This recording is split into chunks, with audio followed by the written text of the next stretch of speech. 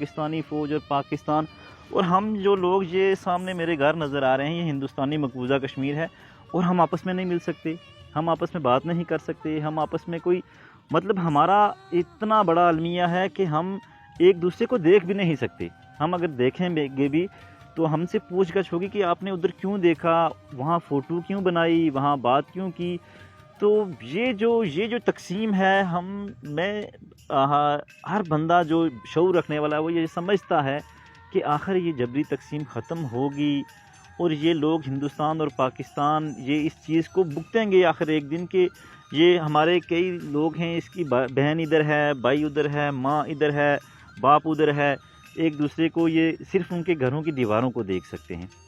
तो ये इतनी खूबसूरत ज़मीनें, इतने खूबसूरत टीले, इतनी खूबसूरत पहाड़, लेकिन हम तरसी हुई निगाहों से इनको देखते हैं कि काश हम वहाँ जाएं, काश वो भी कहते हैं कि काश हम इन पहाड़ों पे आएँ।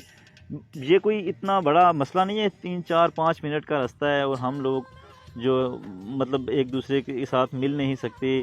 यहाँ आके बहुत बेचैनी होती है, यहाँ आके बहुत दर्द होता है और इस दर्द की इसकी इंतहा कब होगी, इसका आखिर कब होगा। हम जब समझते हैं कि एक दिन हम हम वहाँ आज़ादाना तरीके से उस पार जाएंगे, वो लोग यहाँ आएंगे और वो हमारी जश्न का, वो हमारी आज़ादी का दिन होगा। हम इस पे बहुत पुरुमीद हैं कि ये एक दिन ख़त्म होने वाली तकसीम है, एक दिन ज़रूर ख़त्म। हमें कम अज़ कम उस वक्त तक, जब तक इसका कोई हतमी